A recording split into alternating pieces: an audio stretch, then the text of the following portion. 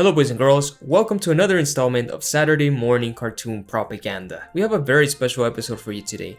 We're gonna learn about the creation of the cartoon, Become Jehovah's Friend. If you kept up with my rebuttal so far, you know I've now covered every single episode in this series. But what you may not know is that Watchtower also released 3 behind the scenes episodes, and they tell the fascinating story of how this cartoon came to life. We're also gonna be talking about the evolution of the series throughout the years. Are you ready? Let's get into it. 2012 was the best year of my life. That's when the Become Jehovah's Friend series began. 13 years ago? It seems like only yesterday that the governing body released this DVD in the regional convention. Watchtower had made 2 movies for children before, the Noah and David movies, but those were made with watercolor paintings and some live action bits. This was the first time Watchtower tried 3D animation, and let's just say, the first episodes haven't aged very well. This series helps us all learn about Jehovah.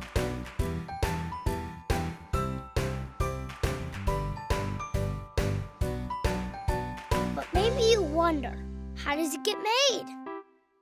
Let's take a little field trip and find out. It all starts with the governing body. Here you go, Caleb. Thanks. There he is, Uncle Tony, the unofficial spokesman for Become Jehovah's Friend. They probably chose him because he was the only governing body member with children. Notice how I said was. That's because he's no longer part of the governing body. He resigned or got kicked out, we still don't know. Tony actually appears in a prelude to the first episode in the series, and it may have been his idea to create this cartoon in the first place. Some of the greatest joys we experience in life are as a result of a happy family life. But living in these hectic last days, achieving such happiness is very difficult. The governing body deeply appreciates you hardworking parents and all that you're doing to try to help your children find a rich, satisfying life.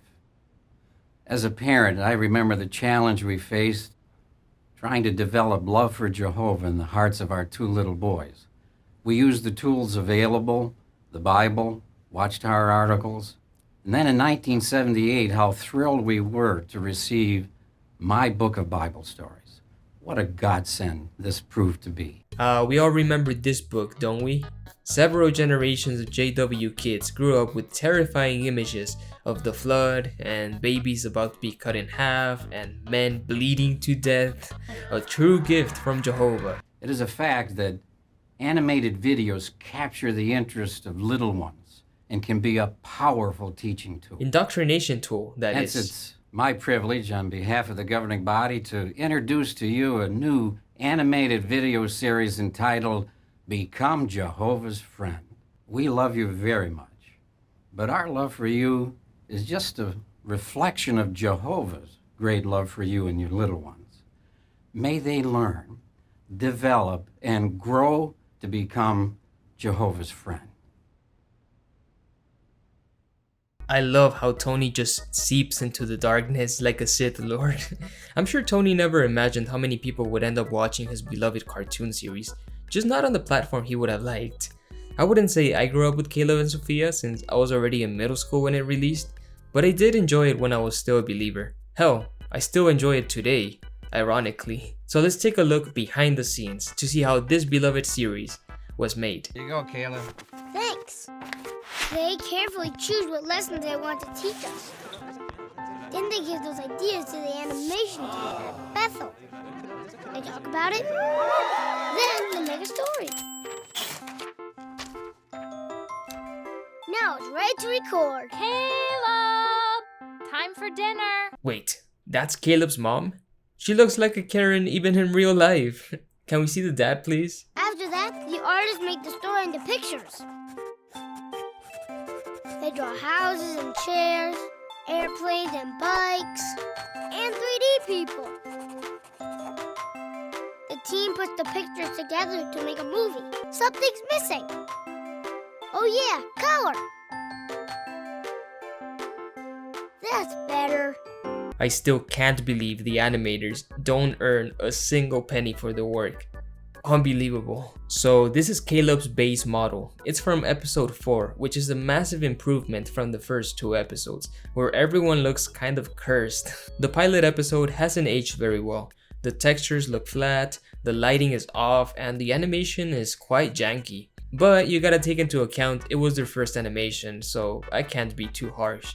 There was a lot of improvement after this. So they write a story, record voices, and design the characters. Do you know what comes next? Hey, what's going on? Caleb, need help? I can't move. Someone please make a Caleb and Sophia analog horror, where Caleb is stuck in rig form forever. That's because you need a rig. A rig? 3D characters need bones and muscles, just like people.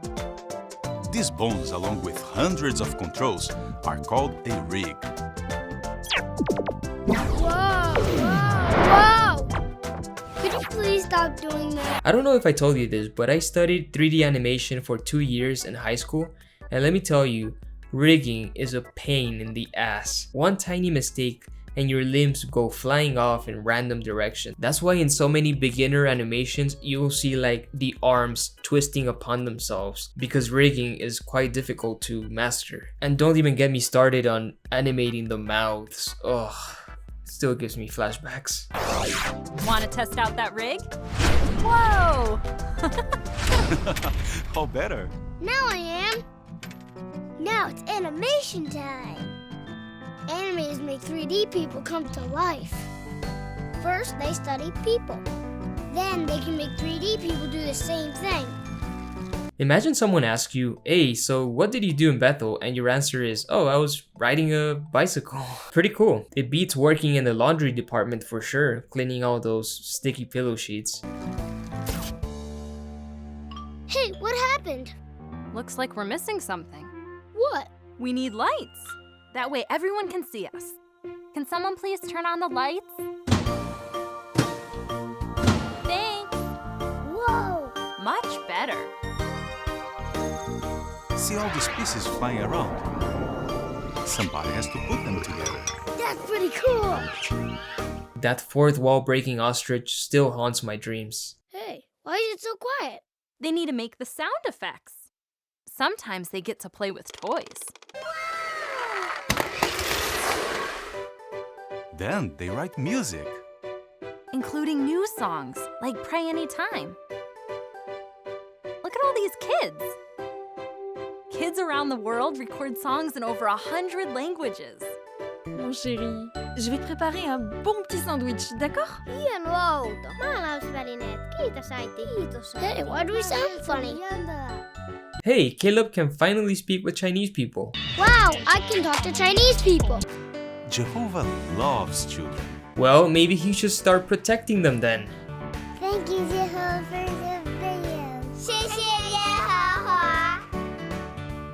Thank you, Jehovah, for Caleb.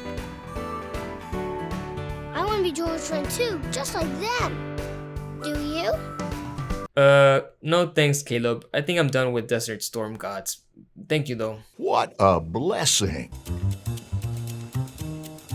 One day in April 2011, the overseer of audio video services came downstairs, down to post-production, gathers everybody into a little room, and he says, the governing body wants to make an animated series for children, and they want to know if you can do it. And so we all looked at each other, everybody's looking around the room. Are we really going to make an animated series for children? They really want this? No, Ryan. Jehovah wanted it. He's the one working through the governing body. Back in the 1990s, the governing body was asked if a fully animated video for children could be considered. And evidently it was not the proper time because the video was not approved. But what a surprise in 2011 when the governing body approved a fully animated video series for children. Mind you, JW's always claimed that the organization is ahead of its time in terms of technology, like with the photodrama of creation, which was a technical marvel back in 1914. Jehovah's Chariot is always on the move, but it's funny that it took them so long to catch up with Satan's world when it comes to animation. They rejected a proposal for what I assume would be a 2D animated video, even though 2D animation had been around for decades at that point, DreamWorks released The Prince of Egypt in 1998, which looks incredible even today, so I'm not sure what stopped Watchtower from trying their own animation.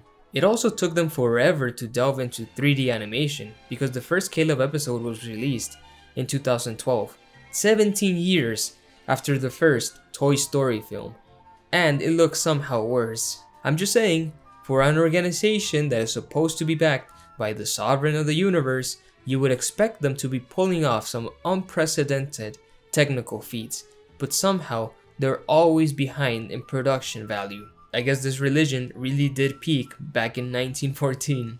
The team immediately worked on creating a sample animation to show not just technically how they could create a character in an environment, but also, more importantly, to show how a lesson could be taught and how this could be a powerful tool. The teaching committee loved it and gave full approval to produce the series. This is the Caleb we could have had. He's kind of unnerving. Well, one clever idea was to have Caleb portrayed as a small boy with a big, vivid imagination.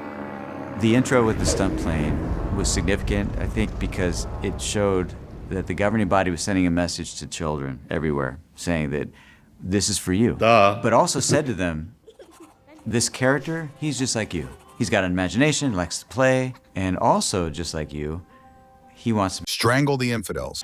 Well, that first video had hard deadlines that had to be met. To meet those targets, some of the brothers had to at times work for 30 hours straight on their computer. Then they would take a nap, get back up, and continue their work. These poor, unpaid volunteers were worked for 30 hours straight, all to meet the deadline imposed by the governing body while they lounged away in their luxury suites. This is some Scientology, Sea Org level of exploitation. Are we not grateful? This would constitute as a serious workplace violation anywhere outside the cult compound. But the brothers had a beautiful spirit. Bruh. They told me a soldier does not work from 8 to 5.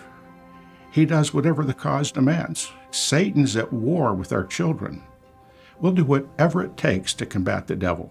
This just shows you the level of fanaticism that is ingrained into JW volunteers. These Vetelites really do see themselves as soldiers waging war against Satan himself. I think the reason the governing body was in such a rush to finish this cartoon was because they wanted to release it in next year's regional convention as a physical DVD. They could have just released it digitally like they have done with every other episode since then, but nope.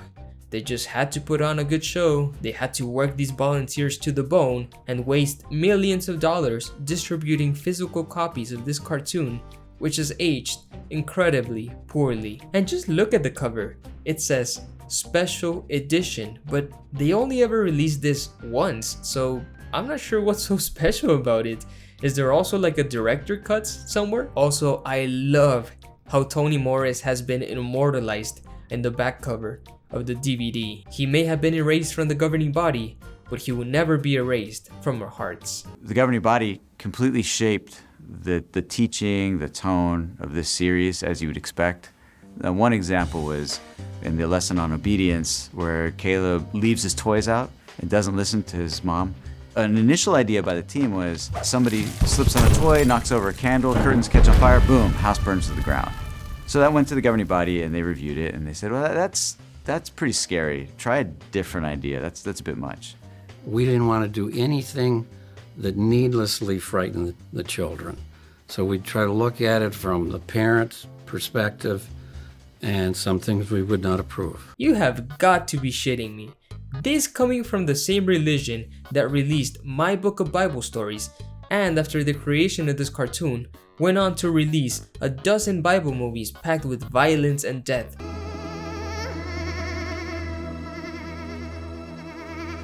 We didn't want to do anything that needlessly frightened the children. Not counting all the Armageddon imagery that probably scarred an entire generation of JW kids. So showing all that is okay, but showing an animated house catching on fire is too much? Even though the governing body rejected some of the team's ideas, they made it a point to let the team know, we want these creative ideas. We encourage the creativity. And that really touched us. It meant a lot to us and kept the team motivated to keep presenting ideas. The fact that every proposal had to be approved by the governing body probably held back a lot of the creative ideas that could have come out of the art department. This religion is the bane of creativity. We also had to plan out how translating branches would produce each of the pieces needed for their DVD.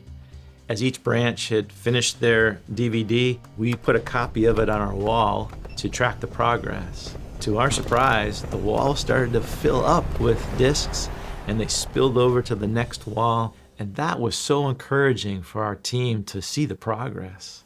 So we really were excited to release it at the convention, and it was amazing the work that went into it. We were able to release it in over 130 languages, the first one. I just have a feeling that the governing body lives for these moments, where they take the hard work of unpaid, overworked volunteers and present it as their own. They thrive off the applause and adoration of their members. Well, what's remarkable is young ones are using this tool to apply Bible principles even before they're old enough to attend school, and it's helping them progress to the point of baptism. In other words, we're happy this cartoon has been successful in indoctrinating young children to dedicate their lives to Jehovah by signing up for a long life commitment to the Watchtower by means of baptism. That's what he means. Our son Malcolm was baptized in 2018. Prior to his baptism, when he was still young and learning, we were worried because Malcolm had a problem with lying.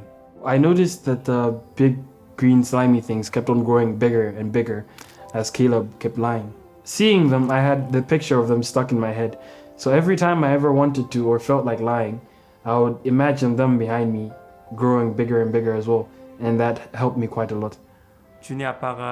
After watching Caleb's father lovingly talking to Caleb and seeing Caleb listening when his father used Bible characters to teach Caleb, I tried it with Sua.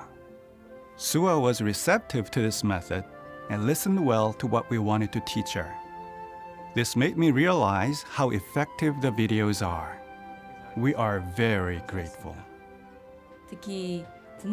We as parents are especially grateful to Jehovah for teaching us methods on how to raise our children well. I want to be Jehovah's friend, like Mom and Dad. Of course she wants to become Jehovah's friend. She's a 5-year-old girl. Jehovah is the only friend she knows. I've had the privilege over these past 10 years to meet a lot of the children. Some of them when they first were being shown the videos and then grew a few years, and it's just very evident Jehovah blessed the project because wisdom is proved righteous by its works. This has worked. Yeah, North Korean propaganda also works on young children, so does that mean Jehovah is backing up the Kim regime? Yeah, he probably is, to be honest. Guys, the reason this series is called Saturday Morning Cartoon Propaganda is not because I want to be inflammatory. Watchtower did not create these cartoons with the intention of entertaining children or for the sake of art. Nah, this cartoon is an indoctrination tool. And what do we call that? Propaganda. Sure, the first few episodes were wholesome lessons that you will find anywhere else. Don't steal, have a good manners, be generous. But over the years, the cartoon devolved into lessons on how to isolate yourself from your peers, how to indoctrinate others at school, and how to commit your life to the religion. This was always the end goal. It does us good to remember why the Become Jehovah's Friends series was created. These videos were not designed as mere entertainment to simply pacify children for a short period of time. These lessons were designed to help children build a relationship with Jehovah so they can live and serve Him forever.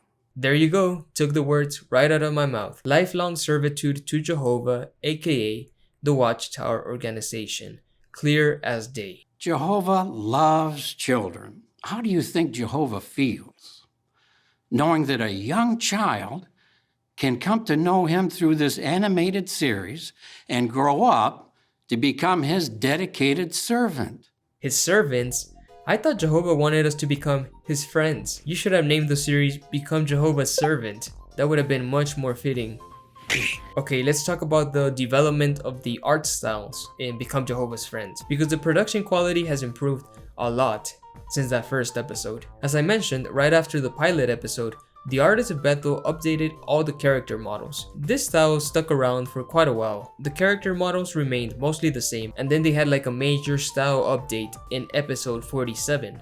The kids were now a bit older, they had more expressive eyes, bigger pupils, everyone was whitewashed, and this is when they took away Dad's muscles. Look at these two images, they're only one episode apart. I still don't know what possessed them to do this. The textures were also revamped, the environments look much more realistic, and the animation is also very smooth. We're talking about professional level animation now. It's actually quite amazing how we went from this to this in a matter of years, from a team of animators who probably started off from scratch. I guess all those years of pulling all-nighters and sleeping in the office paid off. We will continue to pray that this series reaches the hearts of our young ones and draws them closer to Jehovah, their friend now and forever.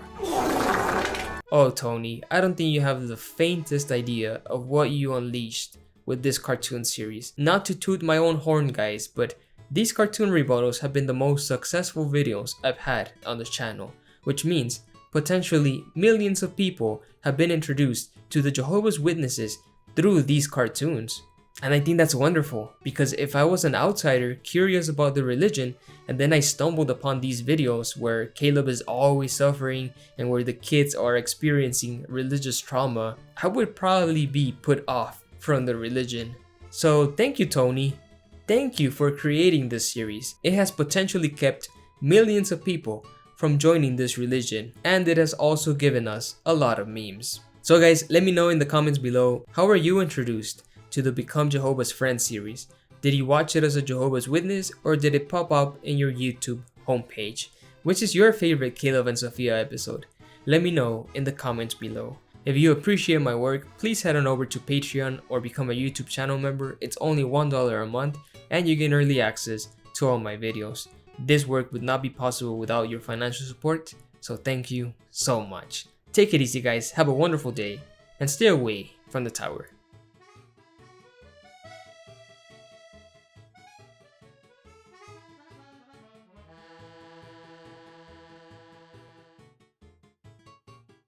Bah. Goodbye, little sheep.